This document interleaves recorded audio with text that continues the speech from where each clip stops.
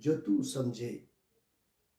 تو سمجھے تو آزادی ہے پوشیدہ محبت میں، جو تو سمجھے تو آزادی ہے پوشیدہ محبت میں، غلامی ہے اسیر امتیاز معطور ہے۔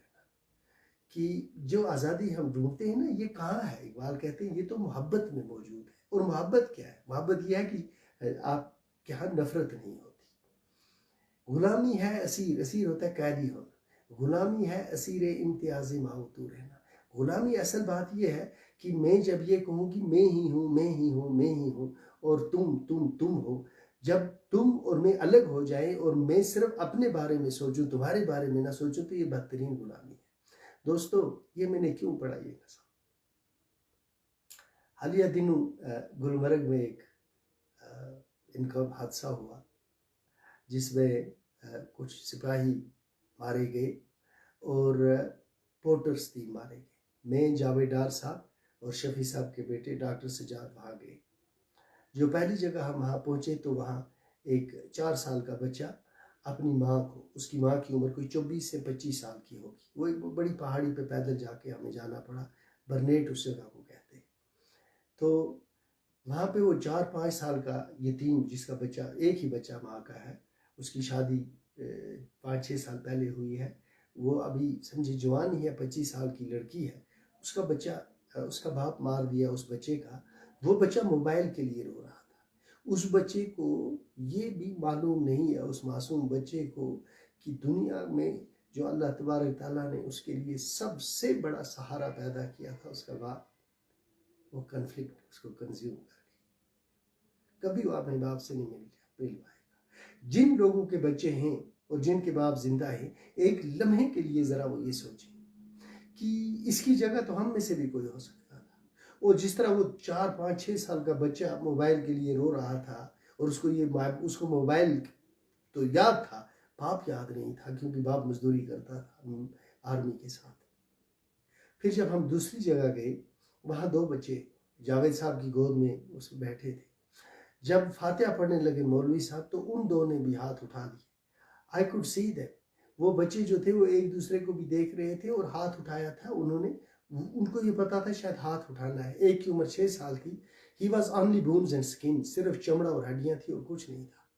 دوسرا بچہ اسے 2 سال عمر میں کم ہوتا، he was also bone، وہ بھی ہڈیاں اور چمڑا تھا اور کچھ نہیں تھا۔ اور اس کے جو والد صاحب، جو مارا گیا، اس کے والد صاحب جو ہیں وہ کینسر کے پیشنٹ ہیں۔ 3 بھائی ایک مکان میں رہتے ہیں، اور اس مکان میں 2-3 کمرے ہیں، اور یہ جو مر گیا اس نے پلنتھ ڈالا ہے۔ اب یہ آئے بائی کیس ڈھونڈ رہا تھا، مزدوری کر رہا تھا، آئے بائی بھی نہیں ملا تھا ابھی اس کو۔ تو یہ کون یتیم ہو رہے ہیں، یہ کون مر رہے ہیں؟ ہم کب تک انتظار کریں گے کہ یہ موت ہمارے دروازوں پر بھی دستک دے، اسی طرح جس طرح ان کے دروازے پہ دستک دیتی ہے؟ اور اس سے یہ نہ سوچیں، یہ ہرگز نہ سوچیں کہ اللہ نعوذ باللہ کسی کا دشمن ہے اور کسی کا رشتہ دار ہے۔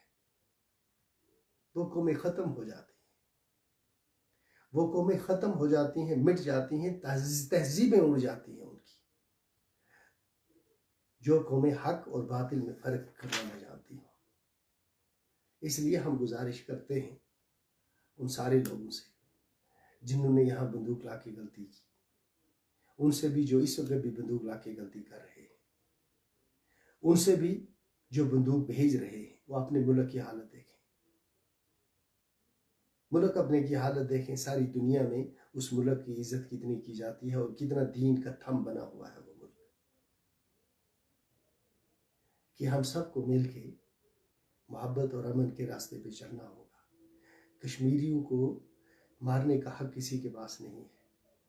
اللہ تبارک تعالیٰ قرآن شریف میں کہتے ہیں کہ ایک انسان کا قتل ساری انسانیت کا قتل ہے، اور قرآن نعوذ باللہ مذاق نہیں کرتا۔